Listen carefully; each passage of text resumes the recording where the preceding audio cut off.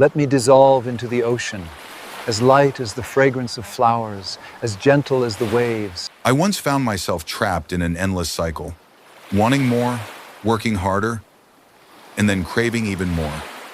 I kept surrounding myself with things I thought would bring happiness, but the more I accumulated, the heavier and more exhausted I felt. One day I stopped and asked myself, how much is truly enough? That was the moment I realized happiness doesn't come from having more, but from learning to appreciate and be content with what I already have. I'm Mr. Charles. Today I'll share what it really means to live simply at 80 years old. When I first moved into a new home, the very first thing that overwhelmed me was the sheer amount of belongings I had accumulated over the years. Boxes of all sizes, items stacked upon one another, and things I once believed to be important or necessary suddenly felt heavy and unnecessary. I looked around and asked myself why I had brought so much with me, why I had allowed my life to be crowded with material possessions that did not truly make me happy. From that suffocating realization, I decided to start letting go. I gave away clothes, household items, and objects that others might need more than I did. I released the things that only took up space in my house and in my mind, leaving myself with a lighter, more open environment. What surprised me was that I never set a clear plan to live minimally or to follow any particular philosophy. It simply happened naturally, like an instinctive choice. The more I gave away, the lighter my heart felt, my home became brighter, and I gradually realized that I truly did not need much at all to be happy. I could see clearly that happiness does not come from owning more, but from the sense of fulfillment when you are surrounded only by what you truly use and deeply appreciate. Now I have everything I need for daily life, nothing excessive, nothing cluttered, and most importantly, I no longer feel a sense of lack. Simplicity has given me freedom, allowing me to live more lightly and to savor each moment without being weighed down by the urge to hoard or the endless desire for more. Living simply is not about giving up everything, but about knowing how to keep only what is most valuable for your life. For me, wealth has never been defined by the numbers in a bank account or the value of the possessions I own, because money is only a tool to meet basic needs, while the true sense of fulfillment and contentment comes from the seemingly simple things in life. I feel wealthy when I live in the genuine love of those I hold dear, when I am surrounded by family, friends, and relationships built on understanding and sharing. I feel wealthy each morning when I wake up, breathe in the fresh air, watch the sunlight filter through the trees, listen to the birds sing, and realize I am still healthy enough to enjoy a new day. I feel wealthy when I sit quietly in the garden, watching small flowers bloom, or when I share a simple meal filled with joy alongside the one I love. I also feel wealthy in moments of inner peace, when I am no longer caught in comparison or in the endless desire to compete with anyone, but simply learn to cherish the present and appreciate myself. I have come to realize that true wealth lies within the soul, in the ability to love, to forgive, and to spread kindness to those around me. It is a kind of wealth that no one can take away, that no upheaval in life can diminish. And each time I smile and whisper to myself, I'm rich, I know I am speaking of the richness within, of the treasure of gratitude, love, and peace. This inner wealth is the foundation that keeps me steady through difficulties and allows me to be happy without needing to accumulate more material things. I hope that everyone can discover a new definition of wealth for themselves, not in how much they have, but in how deeply fulfilled they feel within their soul. If you agree with this reflection, leave a comment saying agree so we can spread the spirit of inner wealth together. I have reached the age of 80, a number that many people consider very old, a stage of life where one is expected to sit still, watch time pass, and simply wait for the final days. But for me, age has never been a burden or a reason to give up. I always call myself an 80-year-old with a young soul, and that mindset allows me to live each day with excitement, lightness, and fulfillment. I never sit and count the days, thinking that my time is running out, because I believe that such thoughts only cast a shadow over life and make us miss the precious moments right in front of us. Instead of worrying about the time left, I choose to focus entirely on the present, on what I can feel, appreciate, and embrace right now. Every morning when I wake up, I take a deep breath, smile, and feel grateful that I am still here to enjoy another new day. That is a form of happiness I believe only comes when we truly live in the present. I have also learned to see life through the eyes of youth, which means remaining curious, continuing to love, and finding joy in the smallest things. I enjoy tending to my garden, chatting with neighbors, or simply sitting quietly and listening to the wind. All of these moments make me feel alive, vibrant, and young, not just an 80-year-old man living out his final days. I believe that age is just a number, and it is the spirit that truly decides whether we are young or old. I choose to maintain a positive attitude and an optimistic outlook on life, because I know that if I let age control me, I will lose the joy that makes life meaningful. I refuse to lock myself into gloomy thoughts, like my time is almost over, or there is nothing left ahead, because the truth is, every moment I live is what lies ahead. When I live with a young spirit, I feel free. I feel I still have countless opportunities to love, to give, to smile, and to thank life for everything. That is the secret that keeps me balanced and joyful at 80, the belief that no number, no age, can ever take away a young and positive soul.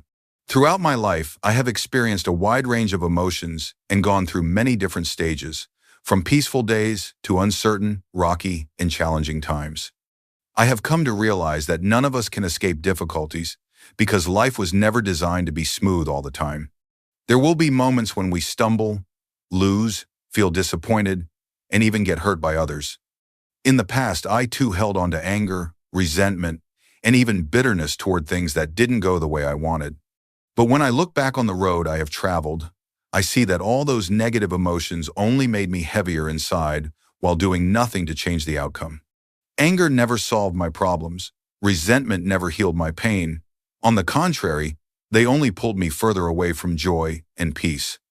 Life is short, and the older I get, the more deeply I understand just how short it truly is.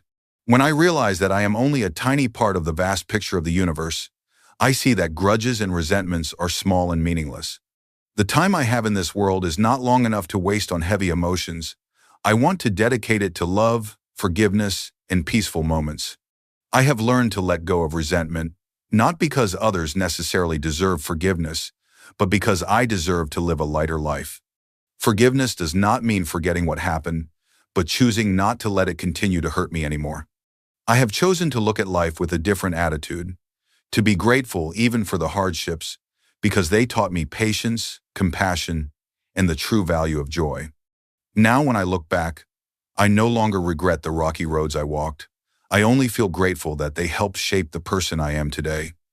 And the greatest lesson I have learned is that life is simply too short for anger, grudges, or wasting energy on things that do not matter.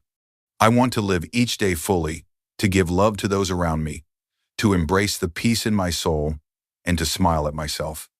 Because in the end, what remains with me is not anger or resentment, but serenity and a heart that knows how to love.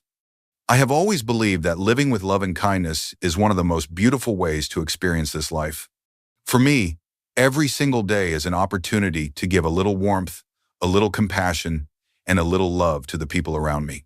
I feel that when I open my heart and share these good things, I not only make others happier, but also make myself lighter and more peaceful. I prefer hugs over handshakes because to me, a hug always carries closeness, sincerity, and a special energy that words or other gestures cannot fully express. A hug can ease sadness, share joy, and most importantly, make someone feel valued and loved. That is the way I want to live. Simple, yet always keeping my heart open to everyone. I do not believe that happiness only comes from what I receive. On the contrary, I believe that the greatest happiness comes from giving. When I share warmth and love, I may not receive something back immediately, but I am certain that sooner or later, life will return it to me in one way or another. Through the smile of a stranger, a friendly nod, or a sudden moment of peace flowing into my heart, I have realized that kindness does not need to be something grand. Sometimes it is simply a gentle question, a look of understanding, or the patience to truly listen to someone's story. These small acts can create a great difference in another person's heart, and when multiplied, they can make the world a warmer and more comforting place. I want to be remembered as someone who always opened my arms, who always smiled easily, and who always sought to connect through love. I believe that sincerity and kindness are universal languages that anyone can feel, no matter where they come from or who they are. And when I live with a compassionate heart, I not only enrich the lives of others, but also enrich my own soul. It is a beautiful circle, where love and warmth keep being given and returned, never lost, only growing stronger. If you believe the world needs more kindness and love, leave a comment with a comment and let's keep this circle of warmth growing together. I have often thought about death and how I would like to be remembered, but the more I reflect on it, the more I realize that things like tombstones or monuments are not truly important to me. I do not need a place built to display my name or image, because I believe the true value of a life is not found in what is visible, but in the mark left upon the hearts of those whose lives I touched. When my time comes, my only wish is to be cremated, with my ashes scattered into the sea and the forest. To me, the ocean and the woods are vast, free, and full of life, symbols of eternity and renewal. When my ashes blend into them, I feel that I will become part of that eternal cycle, still present in nature rather than gone forever. I do not want my loved ones to feel tied to a fixed place where they must light incense or tend to a cold stone that will eventually be covered by weeds. Instead, I hope they will remember me in the ordinary moments of life, when they hear the sound of the waves, when they walk beneath the tall trees, or when they find a moment of peace in their day. I want my presence to remain natural and gentle, without binding anyone to heavy rituals. The most important thing to me is not to have a monument to preserve my name, but to be remembered as a kind, gentle, and contented person. I hope that when people speak of me, they recall someone who gave love, who lived simply, and who cherished every moment fully. I hope my smile, my warmth, and my sincerity will remain in their memories.